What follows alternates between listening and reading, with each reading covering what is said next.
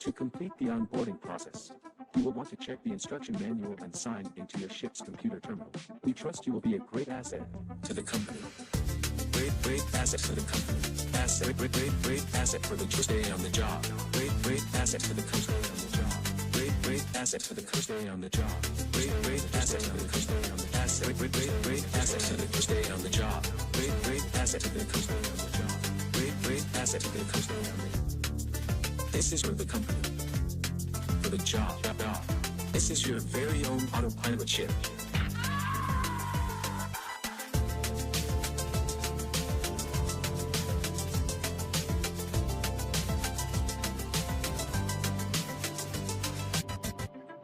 To complete the onboarding process, you will want to check the instruction manual and sign into your ship's computer terminal. We trust you will be a great asset to the company. Great asset for the company. Great asset for the first day on the job. Great asset for the company. We trust you will be a great asset to the company. Great asset for the company. Great asset for the first day on the job. Great asset for the company. Great asset for the company. Make yourself at home. Welcome to your first day on the job. If an entity has come in contact with a crew member, please refrain from immediate self-defense. Instead, ask the crew member the following. Is the entity aggressive? Is the entity distressed? Are you injured? Are you stressed? Are you dead? Do you need assistance? If the answer to all of these questions is yes, you begin your self-defense measures. If the crew member is stressed, strike a question like, how was your day? Thank you and happy travels. Are you injured? Are you stressed? Are you dead? Are you injured? Are you stressed? Are you dead? If the answer to all of these questions is yes, you begin your self-defense measures.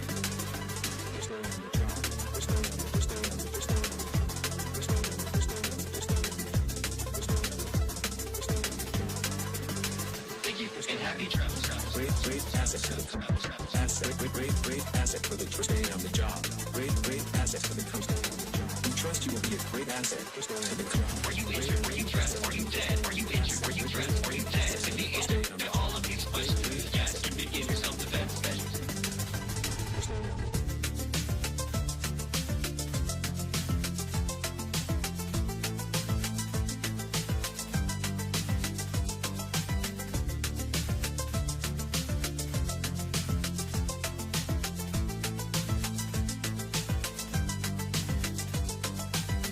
We trust you will be a great asset to the company.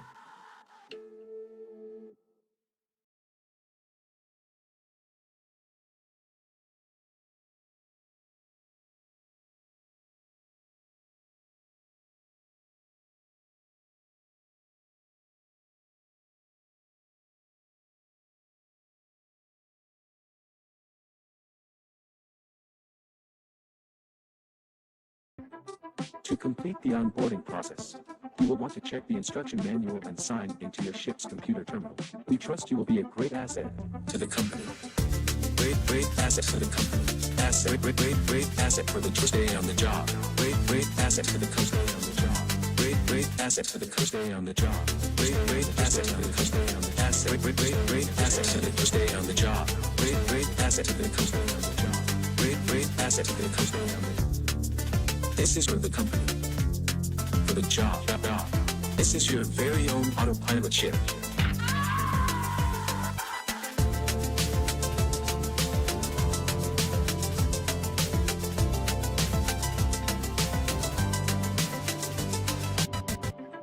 To complete the onboarding process, you will want to check the instruction manual and sign into your ship's computer terminal. We trust you will be a great asset to the company. Great asset for the company. Great asset for the first day on the job. Great asset for the company. We trust you will be a great asset to the company. Great asset for the company. Great asset for the first day on the job. Great asset for the company. Great asset for the company. Make yourself at home. Welcome to your first day on the job. If an entity has come in contact with a crew member, please refrain from immediate self-defense. Instead, ask the crew member the following. Is the entity aggressive? Is the entity distressed? Are you injured? Are you stressed? Are you dead? Do you need assistance? If the answer to all of these questions is yes, you begin your self-defense measures. If the crew member is stressed, strike a question like, how was your day? Thank you and happy travels. Are you injured? Are you stressed? Are you dead? Are you injured? Are you stressed? Are you dead? If the answer to all of these questions is yes, you begin your self-defense measures.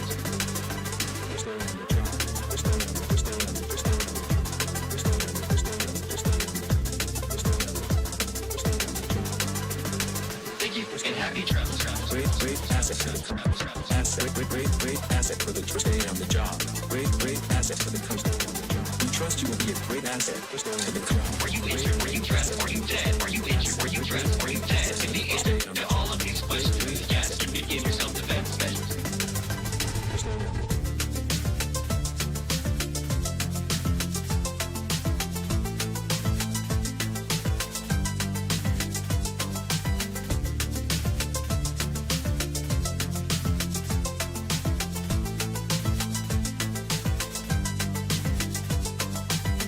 We trust you will be a great asset to the company.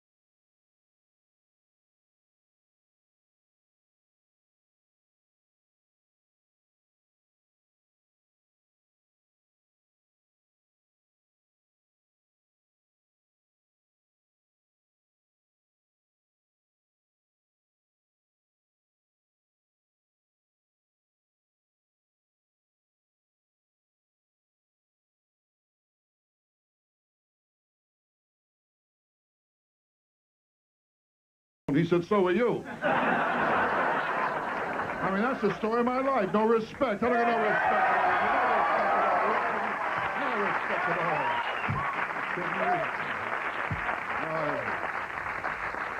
Every time I get in an elevator, the operator says the same thing to me. Basement? Why, I went to the zoo, the lion kept going like this to me.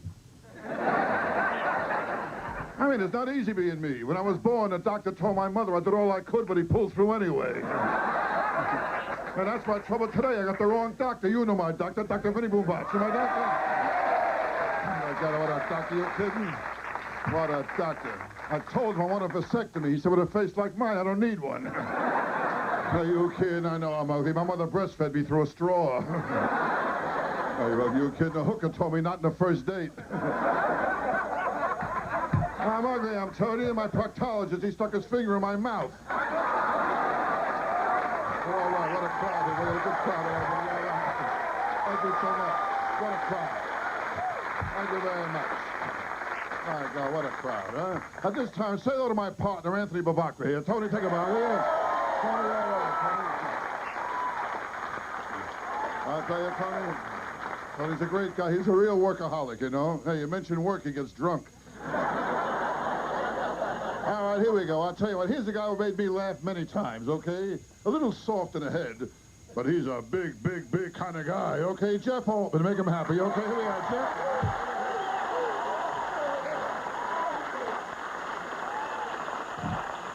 A lot of you might know me. I'm a big, big, big kind of guy. Harder for us, isn't it? That's getting more difficult for us. We've got all these sex therapists now telling us what to do. You know, it's telling us women's bodies much, much more virile than men.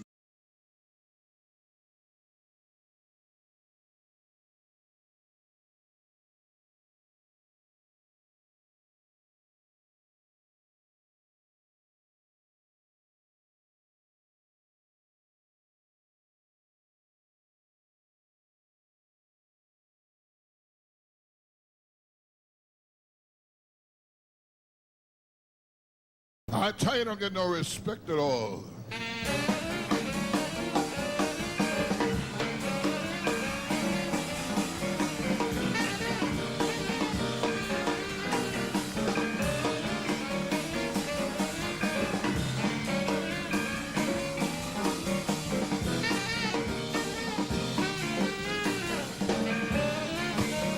I want to know one thing, all right, what the fuck is going on here, huh?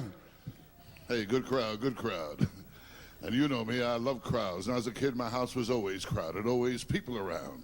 You know, I come big old-fashioned, hard-working, stupid family. That's where I come from. What a dumb family I got. Looked up my family tree, I found out I'm the sap. My old man, he was dumb too, my old man. He worked in a bank that caught him stealing pens. Pens, come on, move it along, will you? I mean, my family's always been mixed up. Why? In the Civil War, my great-grandfather, he fought for the West.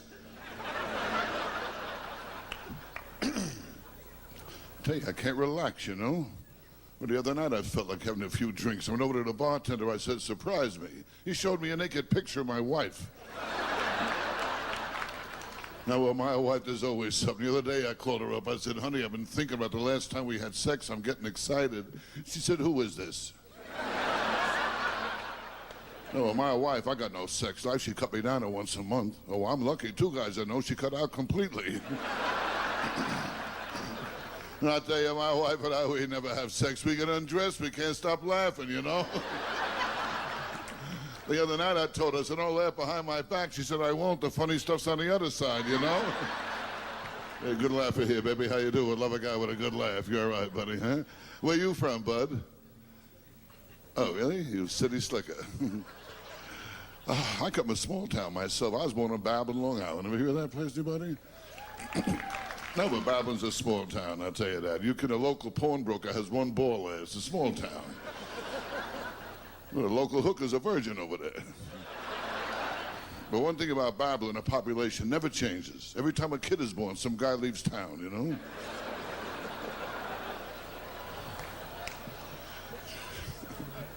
I'm in a good mood, though, I'll tell you that. I just signed a big contract with General Motors for 3 years. I bought a new car. I always get stuck when I buy a car. The salesman always says she's a beauty. He never says he's a beauty, and I found out why. Because the car and the girl are very much alike. I mean, with either one, a car or a girl, how many times in a cold morning when you really need it, it won't turn over, you know? Little love in the room here, that's all right. There's too much hate in the world today. The trouble with me is I'm too easygoing. Like last night I had dinner in a Chinese restaurant, opened my fortune cookie. Inside was the guy's check next to me. And I said to my buddy, I got your check. He said, thanks. Well, I mean, it's wise guys. Why, I checked in a hotel. I asked the bellhop to handle my bag. He started to fill up my wife.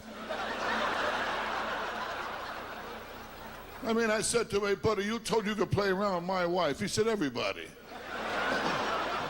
But I like to pack up once in a while, get away on vacation. Went to Europe last year, in Paris. Any of you folks been to Paris? How about Pennsylvania? Now, when I was in Paris, went to a place called the Crazy Horse Saloon. Little French girl saw me there. She looked at me, she said, you're cute. And then she told me you're Medica-Mended best lovers. And then she said, of all the Medica-Mended comedians are the best lovers. And I walked away. I figured I was too good for her. Who the hell needs that, you know?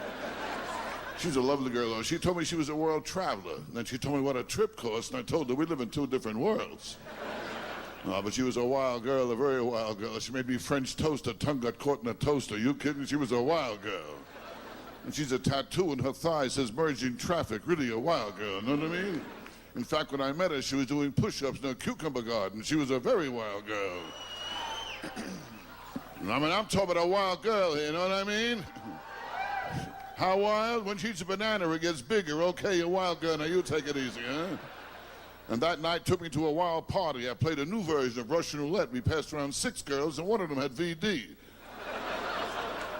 But she was a lovely girl. She was French and English. She told me there was some German in her, and once in a while, some Italian.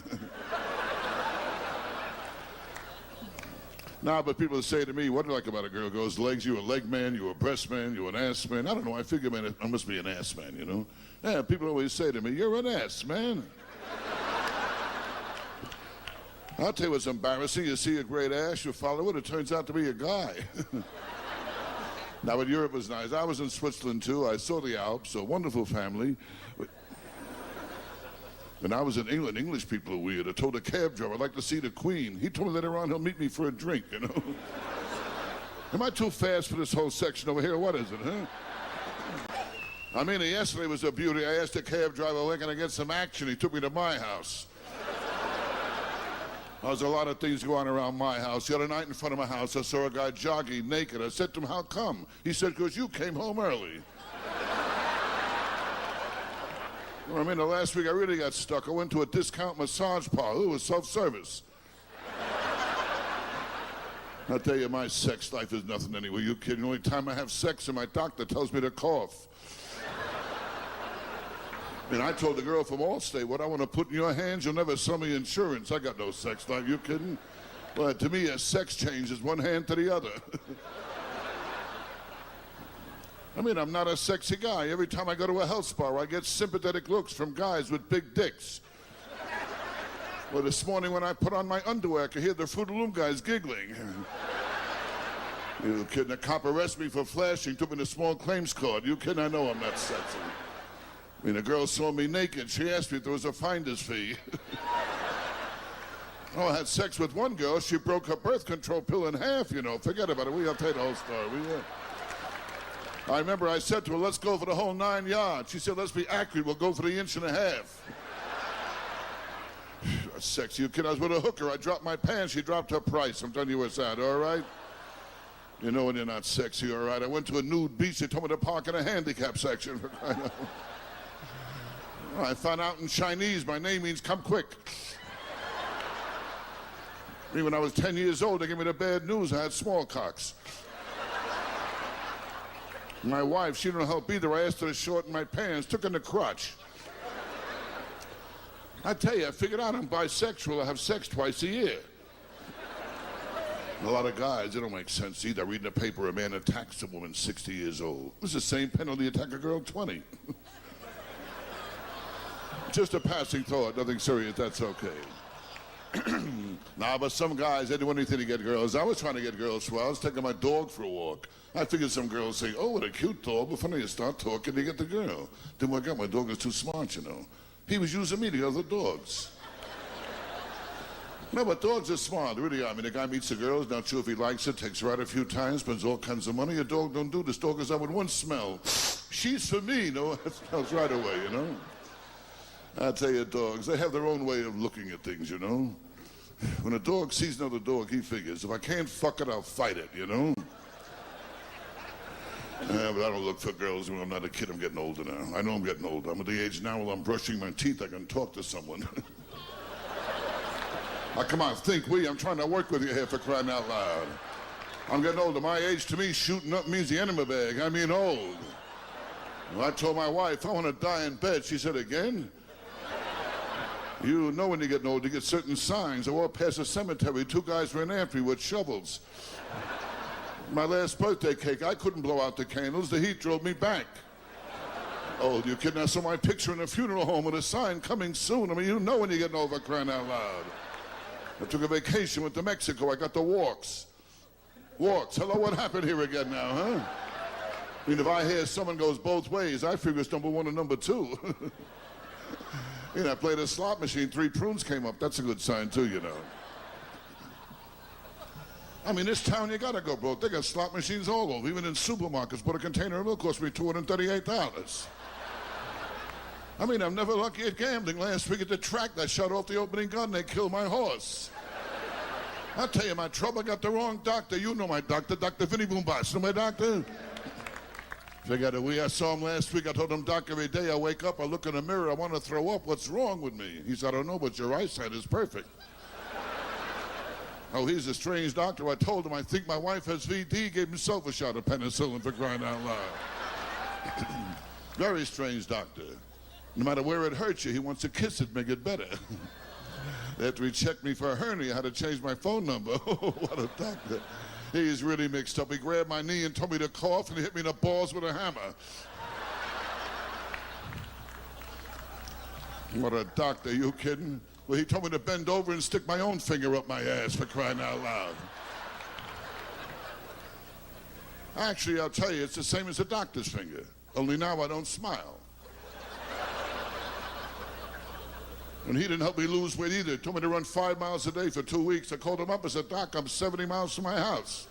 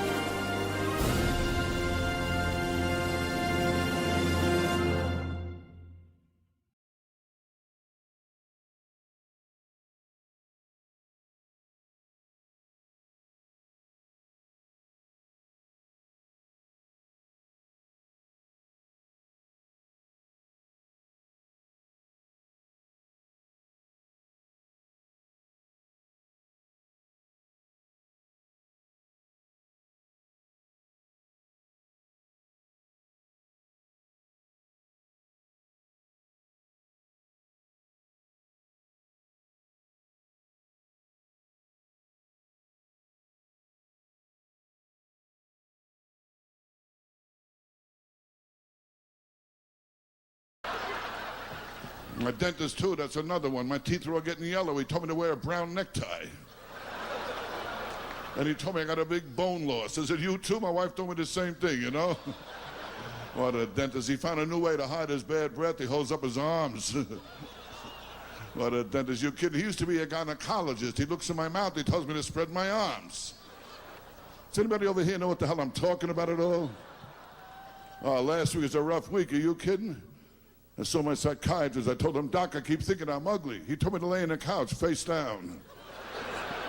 You kid, I know I'm ugly. I asked the bartender to make me a zombie. Told me God beat him to it. I stuck my head out the window, got arrested for mooning. You know when you're ugly, all right. Halloween, I opened the front door, kids give me candy. Last Halloween, a kid tried to pull my face off. And my kids, they flip a coin to see who has to kiss me goodnight. Ugly, I'm telling you, my dog closes his eyes before he humps my leg. I'm telling you what's out. We're trying to work it out, for crying out loud. That's all right, I'll tell you the whole story, all right? I was an ugly kid, too. I told my old man, he never took me to the zoo. He said, if they want you, they'll come and get you. Very ugly kid. In my sandbox, a cat kept covering me up all the time, you know? Well, Halloween, we never had a pumpkin. It made me stand in the window. What a childhood I had. My mother never breastfed me. She told me she liked me as a friend.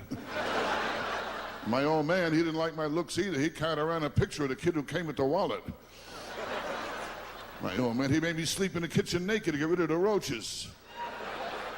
I told him I want a bubble bath. He brought the water to a boil. My old man never liked me. He told me to go in the backyard and play hide and go fuck yourself. My old man told me this, you know that? We got a drink of water. Good crowd out there. Good crowd, I'll tell you that. All right. All right, okay.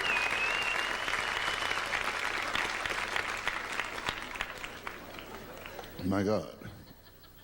I haven't been so popular since I owed money. In my life, I owed plenty of money. Been broke most of my life. For years, I was picking up the phone and acting surprised. The check came back.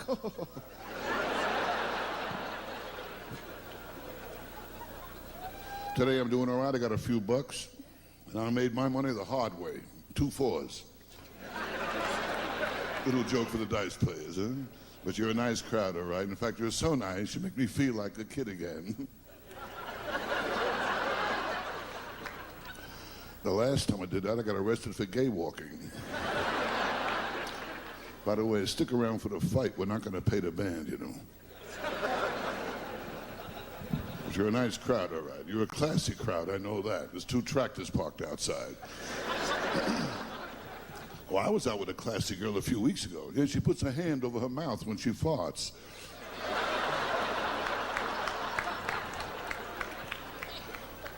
You know what class is? You're alone and you fart. You say, excuse me. A lot of women act so classy. Never say I'm going to the bathroom. I have to powder my nose. If that's what her nose is, you're in a lot of trouble, I'll tell you that. No, but a touch of class is nice, I'll tell you that. I'll tell you what class is. When you step out of the shower to take a leak, that's class.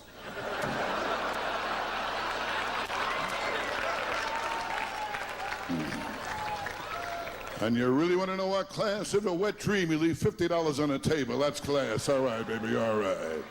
And I'm glad you're a good crowd. Big producer here tonight from Sausalito. Ooh, that's a great word if you're gay, isn't it? Sausalito. A lot of S's and T's in it. I got a cousin who's gay. I always kid him. I tell him in the family tree, he's in the fruit section, you know. My cousin went to London. He was so disappointed. He found out Big Ben was a clock. But I knew my cousin was gay. We were kids. He used to suck my thumb. But being gay can happen to anyone. You kidding? It can happen to you. It could happen to you. Oh, it did happen to you. Hi there. You're a good sport, so you're all right. But it's good to see you back in men's clothes again, I'll tell you that. What can I tell you, folks? It's tough to be funny when you're coming off Prozac. Tough to relax, you kid. I tried marijuana once, too. Just once, that's all. I didn't know what I was doing. I was on cocaine. Now, don't get me wrong. I don't snort cocaine. I just like the way it smells, that's all. And kids today, they're into cocaine. Kids today, they don't want to read about Snow White. They want to shove it up their nose. Well, kids are wild today. In my kids' class, the teacher said, form a double line. They all got high. Double line to get high. Am I talking to myself over here? I tried marijuana. I got too hungry. Ooh, I was so hungry I smoked a half a joint and I ate the other half. I was starving, you know? I mean, sometimes you turn to drugs. Life's pressure is too much for you. My whole life is pressure. This pressure is like a heaviness. Always on top of me, this heaviness since I'm a kid. Other people wake up in the morning, new day, up and at 'em. I wake up, the heaviness is right there waiting for me, nice. And sometimes I even talk to it and I say, hi, heaviness. And heaviness looks back at me, today you're gonna get it good, you know. You'll be drinking early today. And I don't want to drink, I'm a bad drinker. When I drink the next day, I gotta do two things. I'm trying to locate my car, and I gotta bring back the car I took. I'm a bad drinker. Bad drinker. You know you're drunk when you take a leak in your flyers and open it. You kidding, for crying out loud. Now, I drink too much, way too much. I gave my doctor a urine specimen. There was an olive in it.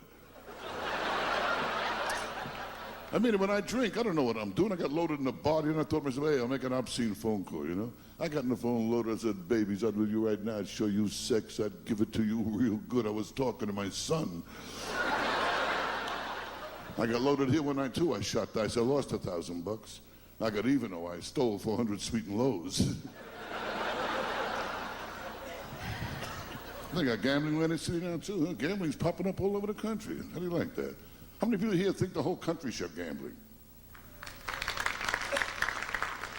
How many think the whole country should not have gambling? How many here don't give a shit? You know, you look like a don't give a shit crowd, you know? You don't give a shit about nothing, huh? Well, I don't give a shit either, all right?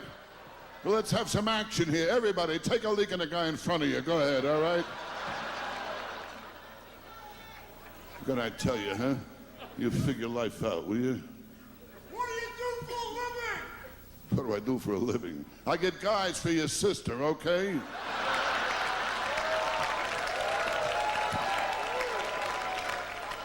Don't be a wise guy. Just remember, never fuck around with a comic who can't get laid, okay? Because I don't need this, you know. Chippendales wants me. What was I talking about? Gambling. I like to gamble. I can lose a few bucks. I'm doing okay. As a kid, I had nothing. I was poor. I was so poor, my rich aunt died. In a will, I owed her $20. My aunt died. It was pitiful. She was an atheist. She was lying there, all dressed up, no place to go.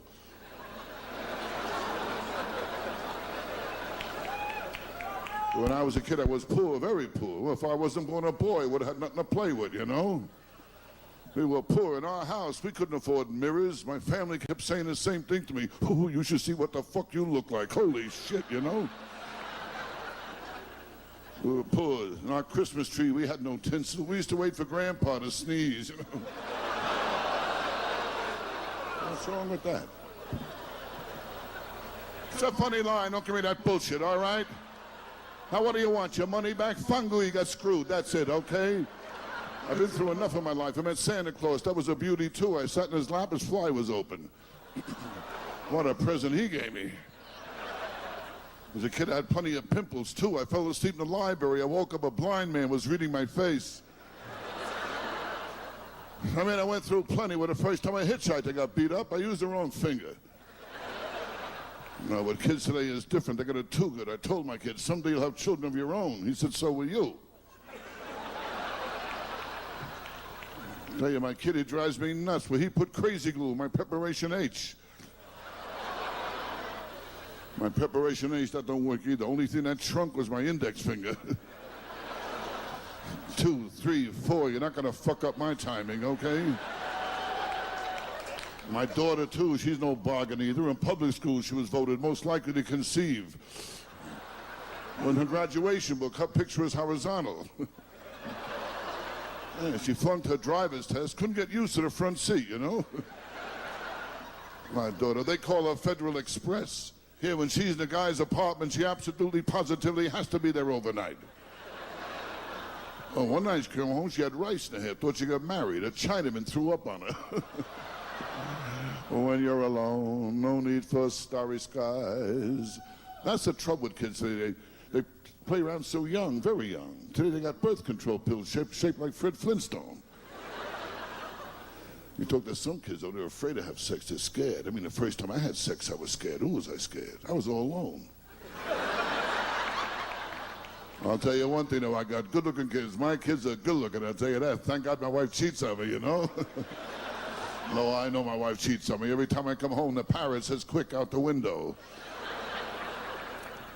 I got a dog, too. He drives me nuts. I got a dumb dog. You know, we call him Egypt. Every room he leaves a pyramid. What a dumb dog. Every time he sees me, it's a love affair at my leg. I'm getting to like it, too, I'll tell you that. But the other night I came home loaded, I was looking for his leg. Ooh, was I drunk that night. That night I was so drunk a mosquito bit me, then it flew into a wall.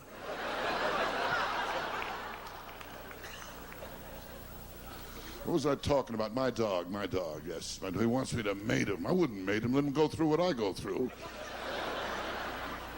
I'll tell you, nothing works out. My car broke down, too. I got a car, got nothing but trouble with it. Every Sunday I take my family out for a push. I went out last week, I bought the perfect second car, tow truck. And the last time my wife took the car, she cracked it up. She hit a deer, was in a zoo. Well, the other day she got home, she told me there's water in the carburetor. I said, where's the car? She said, in the lake. Well, my wife isn't too smart, you know. I gave her a toy poodle. She killed it, putting batteries in it. We're having sex. I told her to get on top. She got my shoulders. My wife is dumb. Are you kidding? You want to know how dumb she is? The other night we're having an orgy. I yelled out, switch. She put the lights on. My wife is fucking dumb, I tell you. You want to know how fucking dumb she is? It takes her an hour and a half to watch 60 Minutes. She's fucking dumb, I tell you. I tell you, nobody has it easy, nobody. You know, I feel sorry for short people. When it rains, they're the last ones to know about it. Although I tell you, sometimes around short people, I get very uncomfortable. Like the last time I went to a health spa, I was standing there naked. And the very short guy told me I looked terrific. This short guy, he made me nervous. He had soap in his eyes and he shook hands at me. I got stuck last week, too. I bought a waterbed. There were 2 Cuban guys swimming it looking for Florida. I mean, today's been a terrible day. Got up this morning, picked up my shirt, a button fell off. My briefcase, the handle fell off. I'm afraid to go to the bathroom. Tell you, nothing works out. I asked a hooker for a hand job. She gave me a manicure.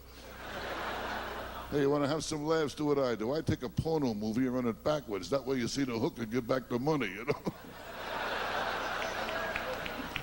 A hooker, what a business that is. That's the best business there is, being a hooker, you know that? I mean, you got it, you sell it, you still got it.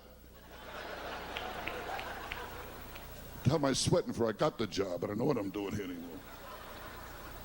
Just a hobby. I work here for laughs. I make my money at my regular job. I sing the national anthem at cockfights. MGM Hotel, big deal. What do you say we bust up this joint? Bust it wide open, for crying out loud, huh? Are you kidding? All the gambling they got here. They don't make any money in the gambling. The gambling's all a front for the coffee shop.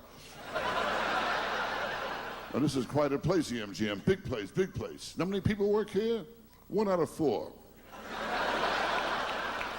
Now, when I started in shows, I worked only tough places. Places like Fonzo's Knuckle Room, Aldo's, formerly Vito's, formerly Nunzio's.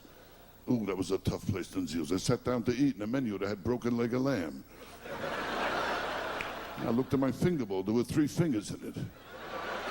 Nunzio, he was tough. He said to me, kid, you want to go hunting? I said, okay, I'm game, and he shot me. And showbiz is tough, too, I'll tell you that, boy, what a racket. You don't know what you go through in showbiz is showbiz. Sometimes I think back of all the women I had to sleep with to get where I got, you know? Oh, I met a new agent last week, a woman agent. She asked me if I had an 8x10. I told her with an 8x10 I wouldn't have to work anymore. I don't believe all the stories here with all the girls guys getting showbiz. It's all bullshit. The last few months, the closest I came to a blowjob, the other night a girl said to me, "Will you leave me alone?" I never got girls, and I was a kid in showbiz either. One girl told me, come on over, there's nobody home. I went over, there was nobody home. And this girl was no bargain either. She was fat. She got in the scale, a card came out, said 1 at a time. Fat, you kidding? She used a shower cap for a diaphragm. Well, she tried computer dating. The machine messed her up at Detroit. Fat, you kidding? She was on a Richard Simmons show, jumping up and down. My TV fell off the stand. I mean, I'm talking about a fat girl here, know what I mean? How fat? She was standing alone. A cop told her to break it up. Okay, fat, I'm telling you. I put my hand in her blouse. I felt the chin. Fat, you kidding? Have sex with her, you gotta slap her thigh and ride the wave in. I mean fat, know what I mean? This girl was fat and ugly. Ooh, she ugly. She was known as a two-bagger. That's a girl who's so ugly, you go out with her, you put a bag over your head in case the bag over her head breaks. She was ugly. Ugly chick. I took her to the beach. They asked me what I used for bait. Kid, I gave her a hickey. I got fur in my mouth. I took her to a dog show. She won. I mean, ugly. With two guys broke in her apartment, she yelled rape. They yelled, no! And that's how ugly she was. That's okay. Who came in? What happened here? That's okay. You know what I can't figure out?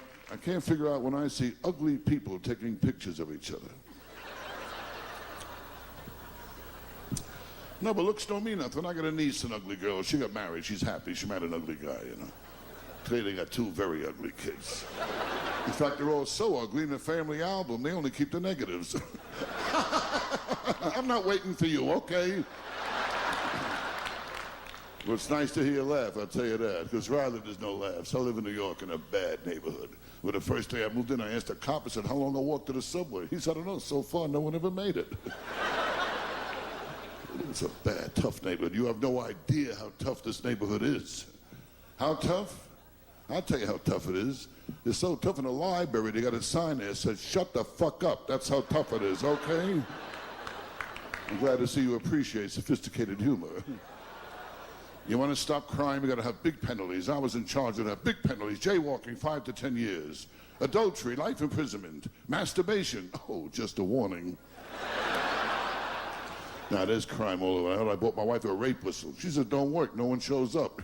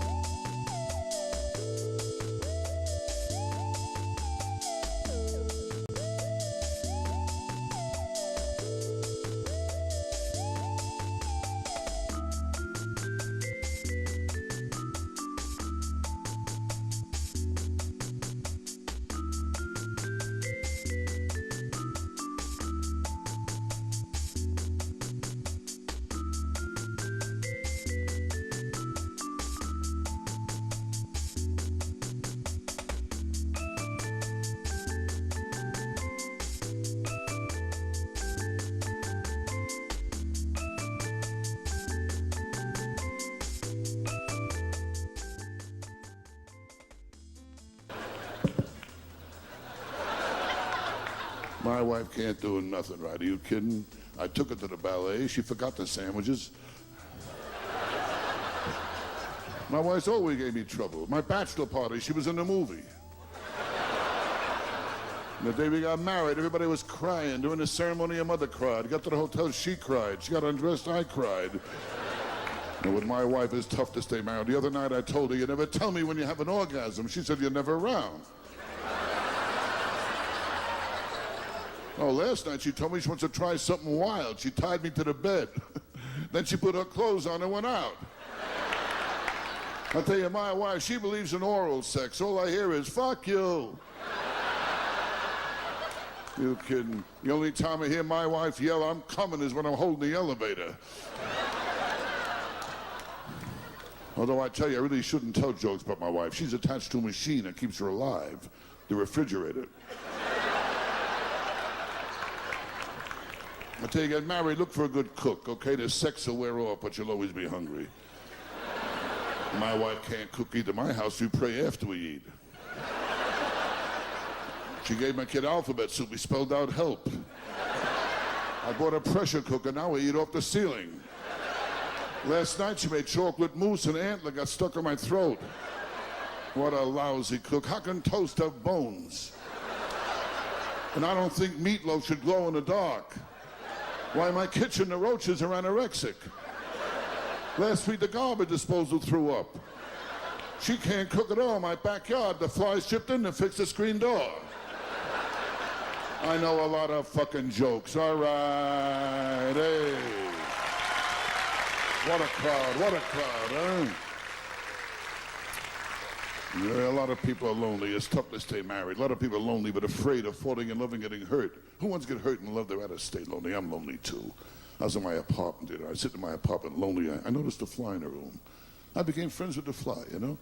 I was kidding around with the fly, having a good time. It was beautiful. And I opened the window, and the fly left me for some horse shit.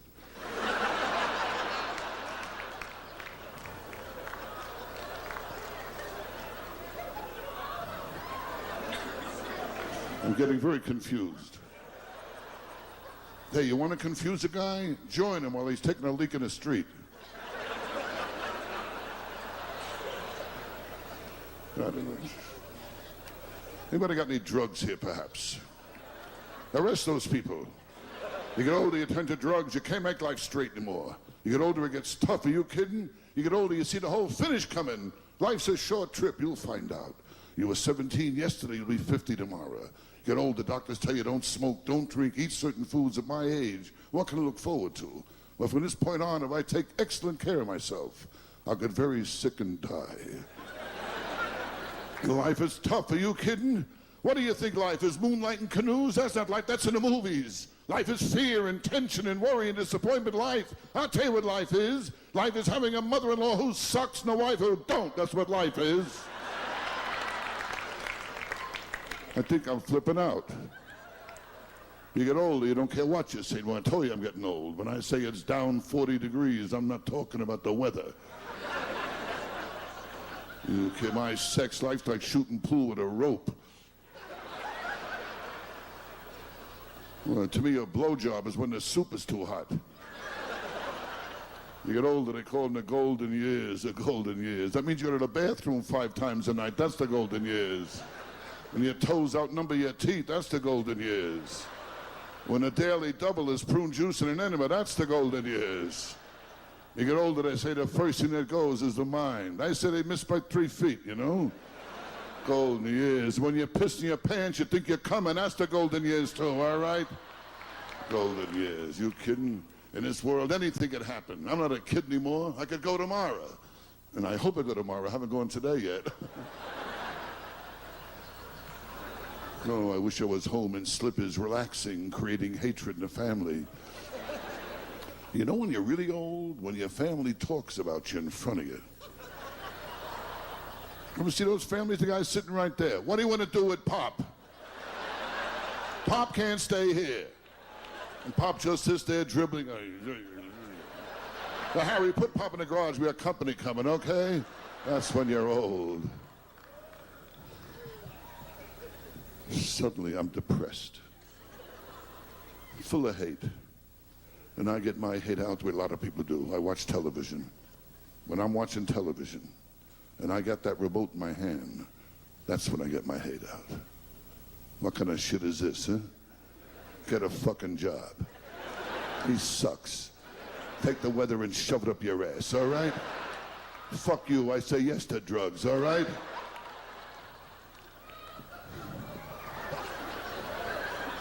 Can I tell you, folks, I'm very ill. You know the trouble with me? I appeal to everyone who can do me absolutely no good. That's the story of my life. No respect. I don't get no respect at all. Are you kidding? Nothing. No respect at all. Well, last week my house was on fire. My wife told the kids, be quiet. You wake up Daddy. No respect at all. Well, Siskel and Ebert caught my act. They gave me one finger up. I don't get no respect from anyone. I tried to join Masturbators Anonymous. They told me to jerk off. And I tell you, I can't take it no more. I was in a Chinese restaurant. They named the dish after me. One dumb fuck. I hope you had a few laughs.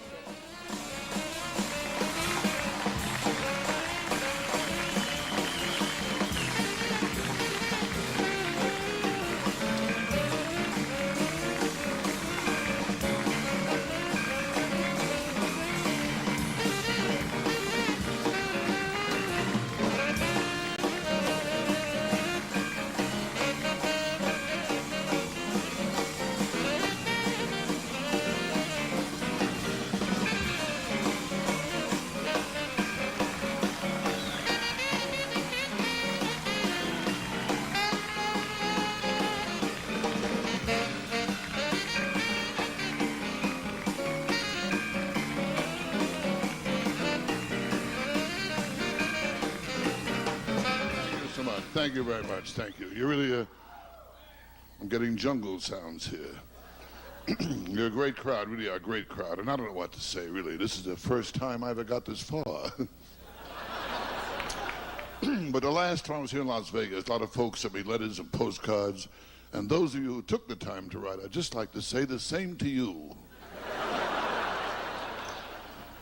But I'll be back here again next winter. Overheard the boss talking before the show. He said it'll be a cold day before I play this guy again, you know? No, but I'll tell you, things are going real good for you, real good. I just finished my first book. Now I'm going to read another one. And I solved my drinking problem. I joined Alcoholics Anonymous. And I still drink. I use a different name, that's all. You know how people say to me, hey, Rodney, you talk about girls, your wife, you're single, you're married, what's your story? I'm married. I got married about 1.5 years ago, that's the truth. And I found myself a good woman. I got a woman who loves me for my money and my fame and not for what I am. No, she's a lovely girl. Her name is Joan. She comes from Utah. She's a Mormon. That's right. Yes, a Mormon. And I'm very, very happy with her, very happy. In fact, next week I'm marrying her sister. And I got my eye on her brother, too. Now, I was single for years. For years, as they say, I was playing the field. Or to be more accurate, I was playing with myself in the field. But when I got married, one thing didn't make sense to me. You know, the guy said to me, you may kiss the bride. After what I've already done to the bride, he tells me I can kiss her, you know? Before I got married, there was plenty of girls I could have married. There was one girl wanted to marry me. I remember her. She said, we should get married. She said, we think alike. We like the same things. I told her, I don't like to suck dick. What the hell are you talking about, huh? Oh, another girl I knew, we used to have phone sex together. I didn't like it. She loved it. I'd take the phone, I'd stick it up her ass. She loved it, you know? But I was married before. I got 2 children. I got a boy in college. I'm happy about that. Now I get decent drugs. Now, I'll tell you the truth, folks. I say no to drugs. When people ask me for some of my drugs, I say no. I got a boy in college. He's majoring and fucking up over there. That's what he's doing. My kid is dumb, too, I'll tell you that. He got his girlfriend pregnant. He's suing Saran Wrap. My kid's girlfriend, she's a beauty. She majors in business psychology. For $100, she'll blow your mind. Maybe I shouldn't talk this way, you know. Most of you out there, I'm old enough to be your father. There's a few of you out there, I am your father. But I want to tell you, it's really a thrill to be here with my group, I'll tell you that. Been together for 22 years. 22 years we worked together, lived together, balled together. No girls, just the four of us. Over here we have my pianist, arranger, composer, conductor, and friend, Singe. And that's Buzz, he's on drums, among other things. And right behind me is my sax man, Styles Bitchley.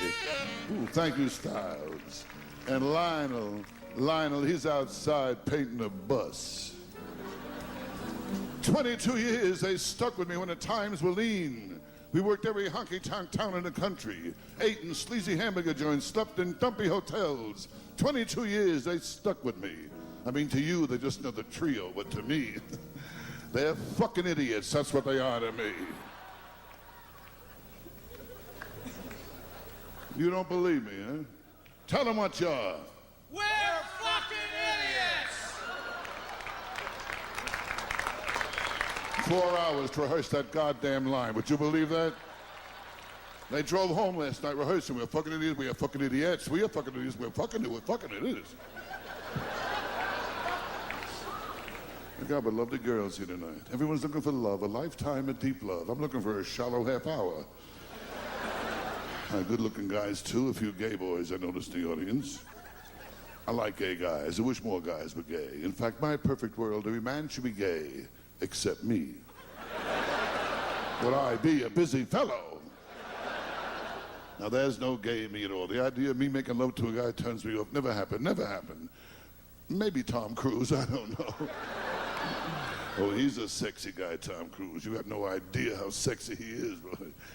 Tom Cruise is so sexy, when he jerks off, the girl he's thinking of comes.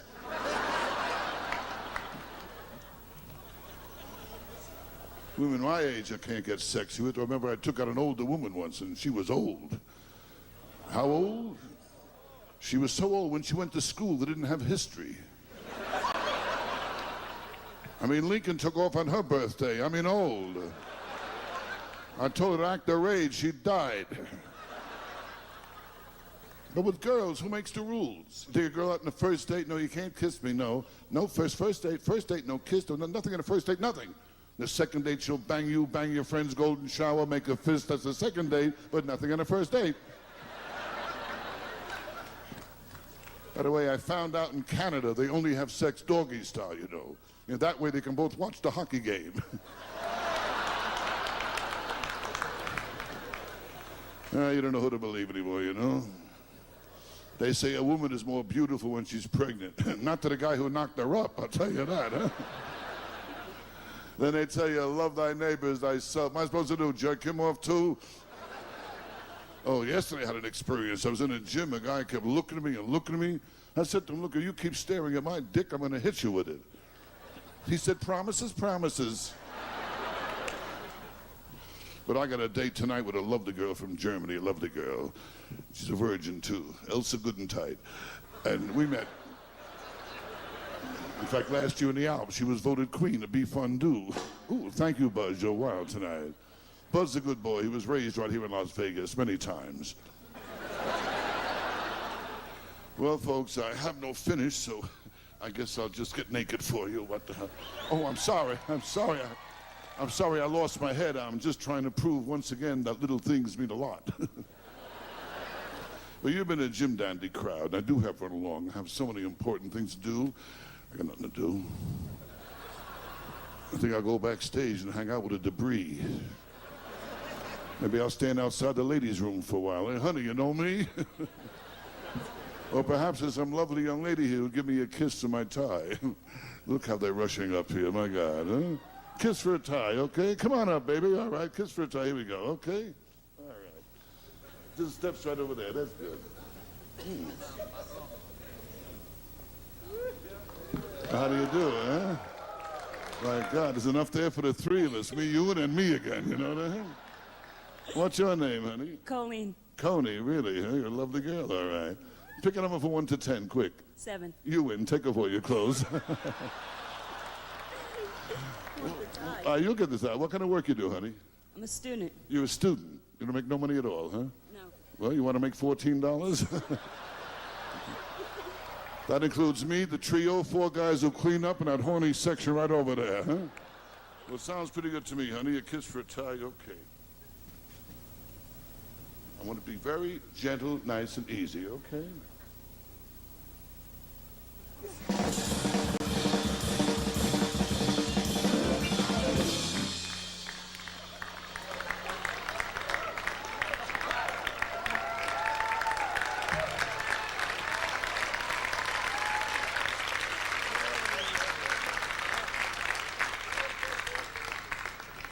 You can keep the tie, honey. And I'll keep a memory. That's your boyfriend there? You can take her home. She's ready now.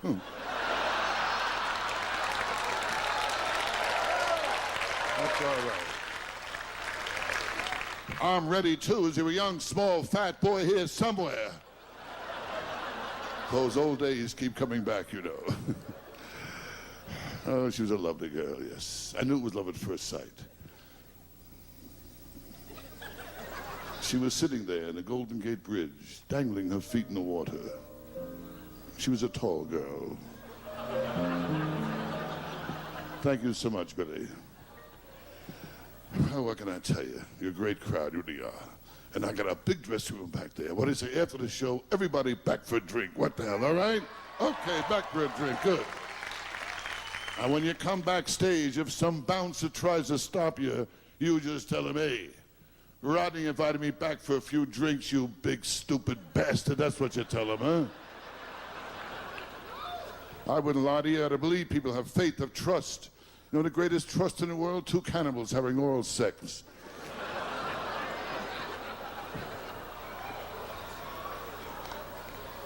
But that's it, folks, the end of the line. And I'll tell you, I can't get lucky, you know that? I'm sitting on top of the world, and I got hemorrhoids. I got arthritis, too. That's the beauty of arthritis. You get stiff in every place except the place you need it. Going backstage now, I want to take a shower, maybe get lucky with the soap. Did you hear about the Polish guy and the Italian guy went hunting? They saw this gorgeous chick. The Italian guy said, ooh, I like to eat her. So the Polish guy shot her.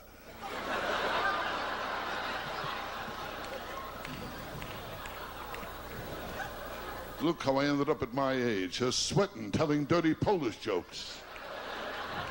I should be out in the town drinking, looking for rich gay guys. Oh, I have a new joke for you. The difference between medium and rare. This is medium, and this is rare. Which brings up the old question. In sex, is a big dick important? The answer is no. In sex, a big dick means nothing. Ask any guy with a small dick. But what they do say is, though, you can usually tell a man who has a small dick by his name. And a lot of guys are in bad shape. Guys like Tiny Tim, Rich Little, Martin Short, Pee Wee Herman, he's in trouble, I'll tell you that. Hey, here's one for you, Dick Van Dyke. He don't know what he is. But boys, whether you build small, big, it makes no difference. You want to make your wife scream during sex, you wipe your dick in the curtains.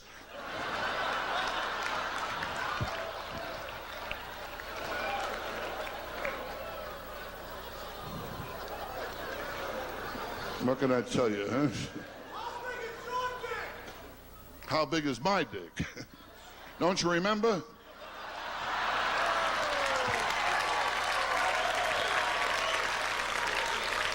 I'll tell you what, I'll show you how big my dick is. Move back.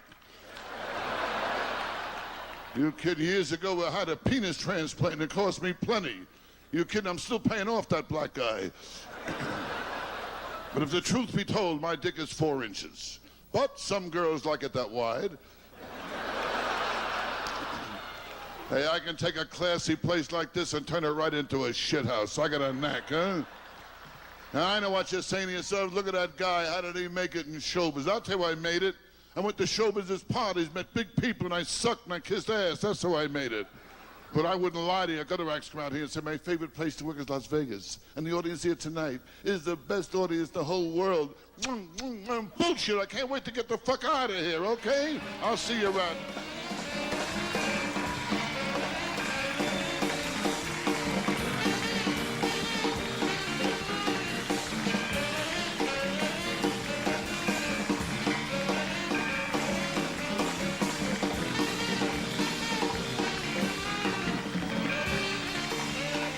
Thank you all so very much. Thank you.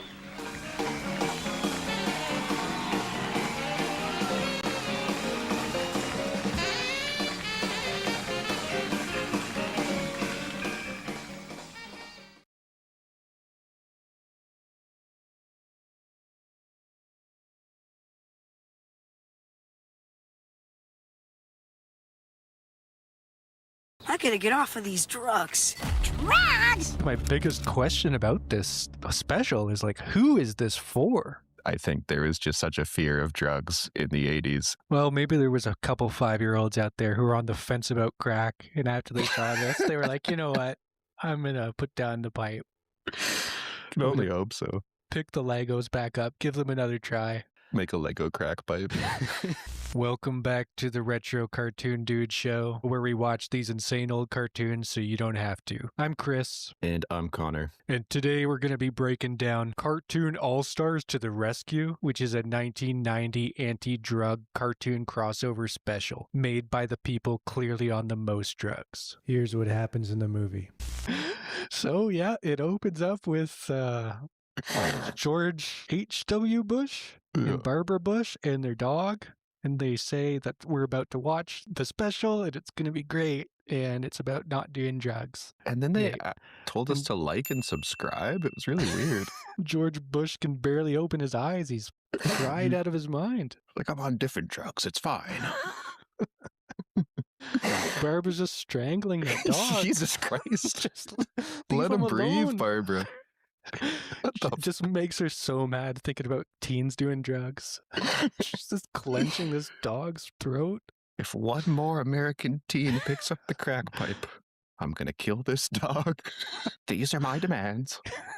One morning, a little girl named Corey is sleeping peacefully surrounded by all of her 80s cartoon merchandise. Her brother, Michael, reaches his arm inside and snatches her piggy bank off the shelf. Thievery. Then we pan down to the floor. We go inside the comic and into the world of the Smurfs. One Smurf comes out of his home and says, "It's morning already? I was smurfing like a baby." I like these guys. I like how they say Smurf all the time for different adjectives. I don't know what's up with them. It's pretty. I think they're cool guys. They're smurfing around. I like how they do that too. It's pretty cool. I think there's like newer CGI Smurf movies. Oh yeah, they've been doing. I think, yeah. like Neil Patrick Harris is the Smurf villain or something. I don't know. Oh really? Maybe. The Smurf looks up out of the comic book and realizes that the piggy bank is gone. So he sounds the alarm, and all the Smurfs come running, saying, "Who Smurfed the bell?" They all jump out of the comic book and enter Corey's room and start their mission to wake her up. And on top of her other dresser, she has a framed photo of Elf, which is kind of weird, but whatever. Don't we all? Just love that guy. Love him so much. Don't want to put my family up. Just this dude will do. It's just a portrait of him, blank background.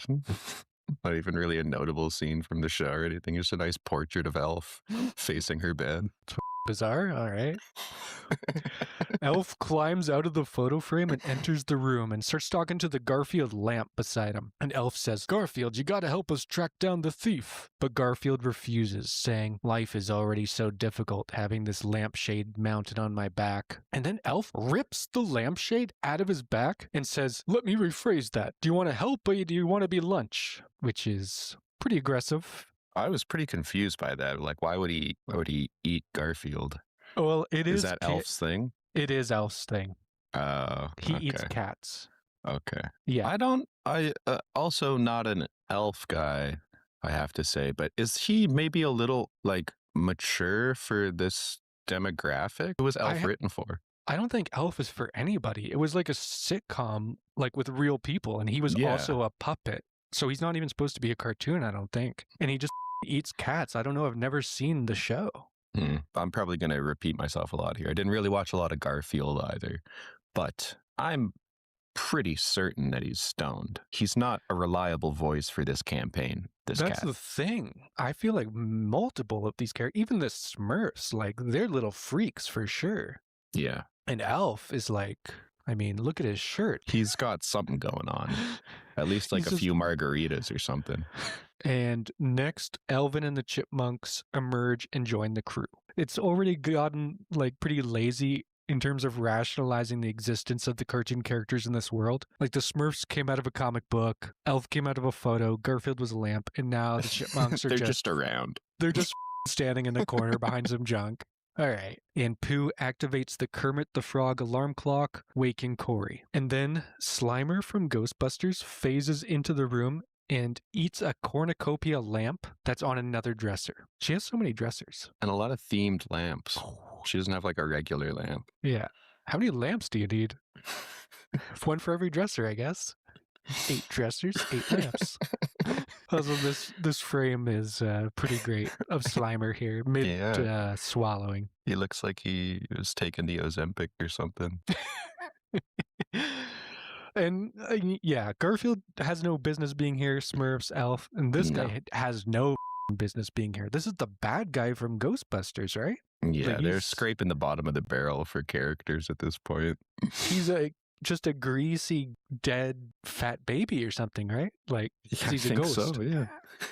That guy does not care if people are on drugs or not. I guarantee it. Meanwhile, Elf, Garfield, and the Chipmunks are looking for the piggy bank and they hear a smash. They follow it into Michael's room and hide under his bed. And then Michael hops onto his bed and empties the smashed piggy bank. And we know he's going to use this money to go buy crack, right? With his friends. Imagine bringing a sack of quarters to your drug dealer. Just counting it out, 25 cents at a time. If you're paying your drug dealer in quarters, you're about to be stabbed for sure. Have some self-respect.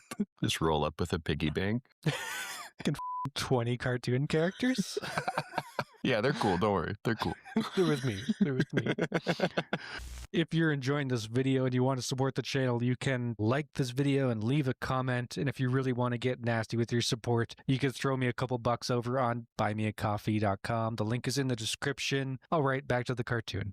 Then Corey opens the door and sees her piggy bank. And Michael snaps on her, telling her to stay out, and then lies, saying he was trying to fix it. And Corey says, "That's obviously horse dude. Also, what's in that box?" Michael grabs the box and puts it under his bed, saying it's none of her business. But under the bed, Alvin opens the box and it's filled with drug paraphernalia, I guess. Yeah, I paused on this. I wasn't sure.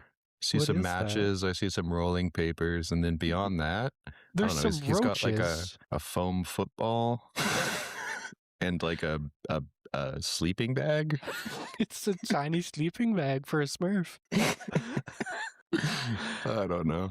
I think that's like something you start fires with, like if you're in the Cub Scouts or something. I think that might be a Maybe. flint, whatever that is. I don't He's know. just planning to go on a 3-day survivalist expedition into the woods where he gets super high. Yeah, he's going on his peyote journey right after this special. And Theodore the Chipmunk is like, "What the f is that stuff?" And the other chipmunk, Simon, is like, "Oh, I know what that stuff is. It's marijuana, an unlawful substance used to experience artificial highs." What? Yeah, can you explain that line to me? I wrote that down with just like a question mark. I'm just supposed to accept that definition of marijuana? It's an unlawful substance. Okay, it's illegal at the time, sure. Yeah, I got that part, but used to experience artificial highs. like what is an artificial high? It's like it doesn't match the joy of like raising your newborn daughter above your head or something. Like what I don't really get what that means. Yeah, Simon's like, teen pregnancy is the real way to get high. And they have to do another special We where gotta they all backtrack that intervene one. Simon. Walk it back. Get the president back here. Oh no, she killed the dog. The dog It's is too long late. dead. She's got a cat now. Back above the bed, she says, "Are you feeling okay? What's wrong with your eyes?" And the camera zooms in on his cracked out eyes. But he also just looks like every other teenager on TV at this time, played by a coked up 30-year-old man. That's so funny. Even the cartoon teen isn't a teen. So all the cartoon characters decide it's their mission to get Michael off the weed, so they all hop out the window and into action, except Winnie the Pooh. He's staying behind for some reason. This whole adventure is really not great for his personal brand, so It's he's like- going to stay. You guys go on ahead. I'll catch up. He's just ripping a bomb. He goes right into Michael's room under the bed. No, don't wait for me. Down at the arcade, Michael is smoking weed with his friends. And look at this one guy in the arcade. Look at that guy's hair.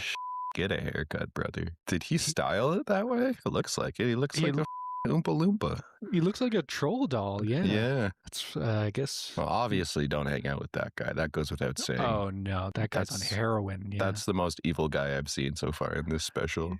He'll get his own special after this. About sensible haircuts. The president and Barbara just come in with these crazy haircuts, petting the dog with the same haircut. Yeah, Michael's smoking weed with his friends. When he exhales, the smoke apparates into a cool-ass Smoke character named Smoke. And Smoke says, "Weed is great and makes you forget all your problems." And one of Michael's friends is like, "This weed is pretty good, but I got something better." And he reveals some loose crack rocks he was holding in his fist. And Smoke is like, "Now that's cool." And then all the kids agree to smoke crack. But then the sound of police sirens makes the kids scatter. And Michael ends up alone with Smoke, and a long shadow of a police officer descends upon them. But the officer says, "What's up, Doc?" It's Bugs Bunny with the police hat. Bugs reveals that he is a time machine. And they're gonna basically go do a Christmas Carol now, looking at his past, future, and present. I mean, Michael definitely smoked that crack, right? To start this series of increasingly psychedelic events. Yeah. Yeah. Meanwhile, back at the house, Dad notices that there's a couple of beers missing from the fridge, but Mom reassures him that he probably drank them last night and forgot about it. One of Dad's classic blackouts. Yeah, that's a little concerning how casual that conversation was. I think this guy needs his own special for his alcoholism. It's like, oh, you just drank them and forgot about it, like you always do. Oh, yeah. Never mind. Yeah, it's okay.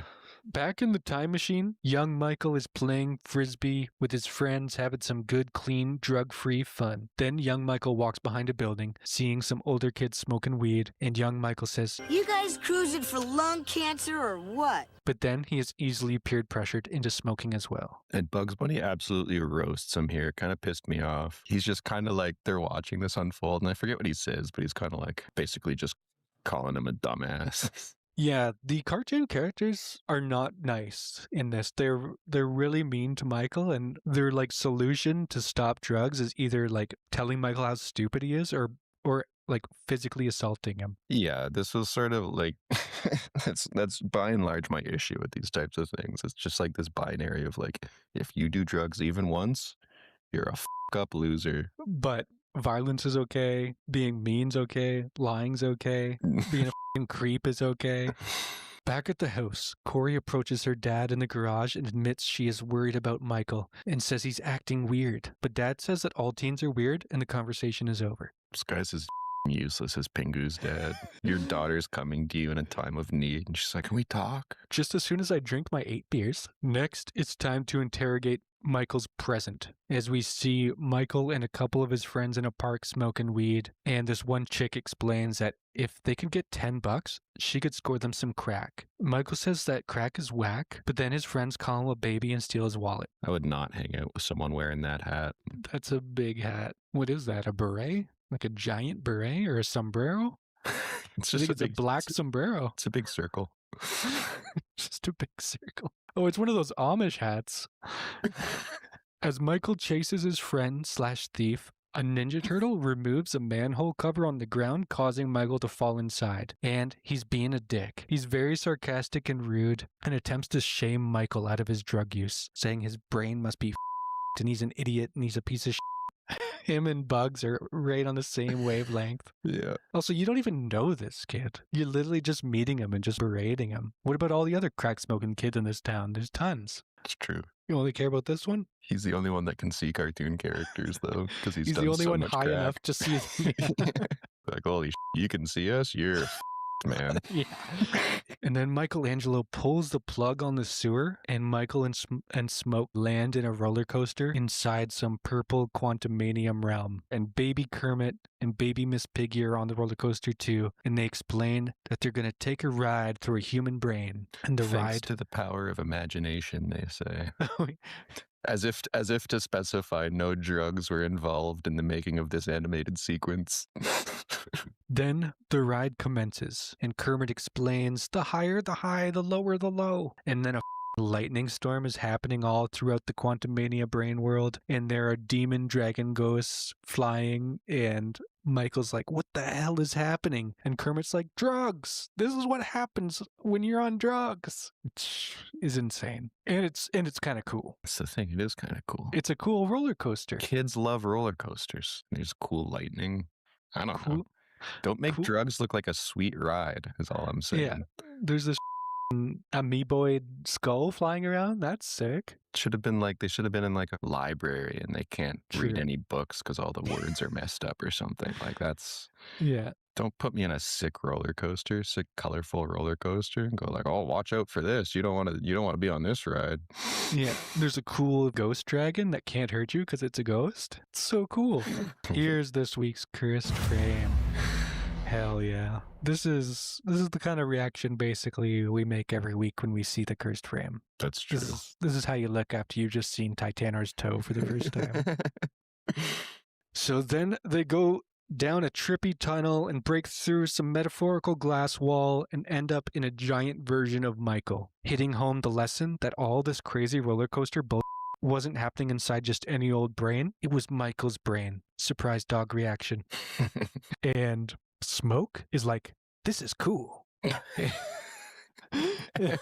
These are kind of right.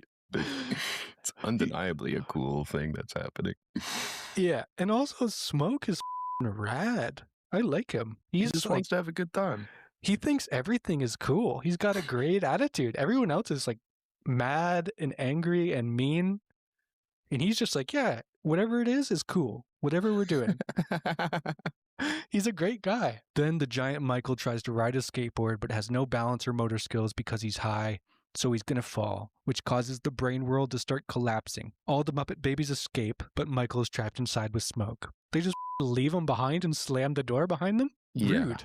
Yeah. Smoke is like a ride or die. He's like, I'll stay with you to the end, man. He's a good guy. And then giant high Michael crashes into the grass, begging for someone to help him. Then he is greeted by the DuckTales nephews, Huey, Dewey, and Louie. Let's I keep it don't going. like looking at these guys. Oh, I knew you would hate these guys. Because You're of their right. voices, right? Their voices are Even insane. even before their voices, I just don't like their perfectly round heads. They just look annoying. Before you even hear them, they look annoying. They sound like they've smoked about 80 packs of cigarettes. So. That's true. Why don't you just say no? And then they launch into a song called Wonderful Ways to Say No. There's myriad wild and wonderful ways to say no. No.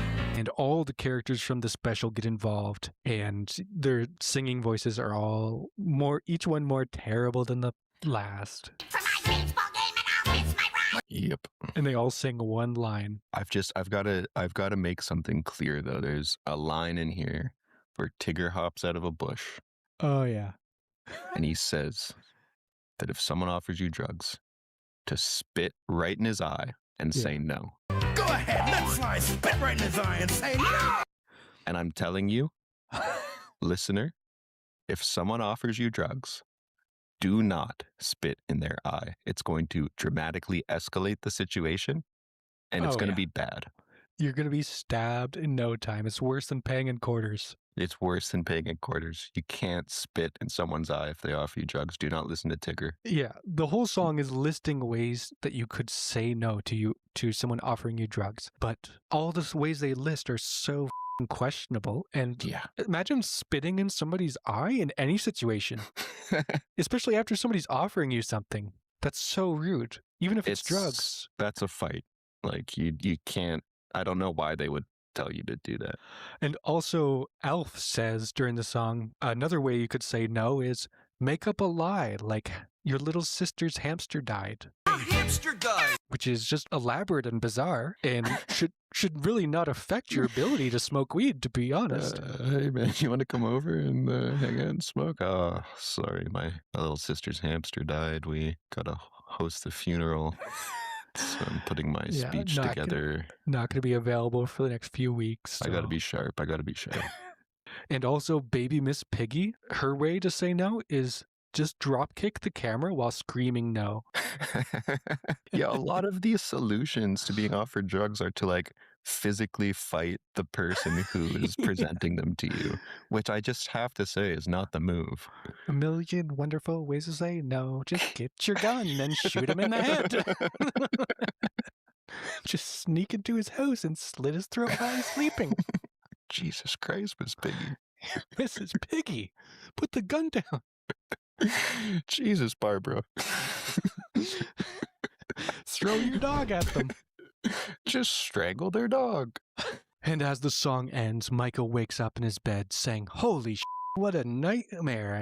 I need my weed." And then Corey comes into his room and says, "Why don't you talk to Mom and Dad? I want things to be like they were before when we were close and could talk to each other." And then he Michael throws her at a wall. Oh, yeah, he snaps. And he gets so violent. He's That's saying because no he was to her. listening to Miss Piggy. That's how you say no to somebody. You throw Yeah. them against the wall as hard as you can. But then he snaps out of it. He's like, "What am I doing?" But it's too late. Corey runs away in fear, and Michael starts crying. Then Michael stares into the mirror inside his drug box and says he doesn't know who he is anymore. Then his reflection turns into Elf, and Elf pulls Michael into the mirror. He doesn't know who he is anymore. He's Elf. He's Elf. He's- Surprise. Duh. You're signed on to an 8-season deal, buddy. You're the new Elf. I hope you like cats. Within the drug box mirror world, Elf explains that sometimes we don't see things for how they are. And Elf asks Michael to look into a mirror and describe what he sees. And then Michael looks and sees himself as a disgusting zombie. Pretty gnarly. Michael says he could quit if he wanted, but Elf says, "Well, you better go talk to the man in charge." And Elf leads him down a hallway to a door that says "Man in Charge" on it. They open up the door and George Bush is in there, just waiting for him. It's Barbara petting her, stroking her dog. I was expecting you. So Michael opens the door, and inside a chair spins around, revealing the man in charge. It's Smoke. Back in reality, Corey enters Michael's room and sees the drug box on the floor, and Smoke tries to entice her into opening the box, and it works. And back with Michael, he is running through a demented carnival trying to find his way out, but he is being tormented by the Twisted World and by the DuckTales characters for some reason. Like, everything's messing with him, but then also the DuckTales are messing with him. Yeah, they kind of flipped the script. They decided to just get in on the action and start terrorizing this kid because it's funny. The cartoon characters are all evil. Yeah, They're just their rude, intentions aren't violent. pure. I think they're just capitalizing on an opportunity to sow chaos. So Michael's flying all over this demented world, being bounced around from one point to another, and eventually he's sucked up through a giant straw into Miss Piggy's mouth. Gross. And finally, he ends up at a psychic booth, and Daffy Duck is in there with a crystal ball, and they see Michael's future. He's a fully cracked out, shaky zombie, just like sitting on this is like a cult table, like he's being sacrificed or something. Like, what the hell is happening in your Sure. future, dude? That's what happens if you smoke too much weed?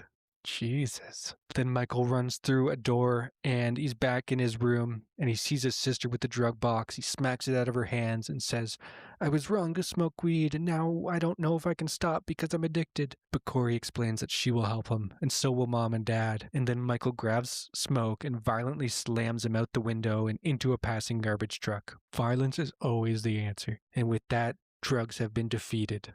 Yay. Next week, we are covering Rubik the Amazing Cube. It's a cartoon about Rubik's Cube. It's going to be insane. It's going to be great. Are you looking at the little character? Yeah, yeah. It's What a not freak. what you would expect him to look like, that's for sure. No. They made him a gremlin for some reason instead of just making him a Rubik's Cube like he This probably must- should have been drawn as. This must be like the 50s or the 60s, right?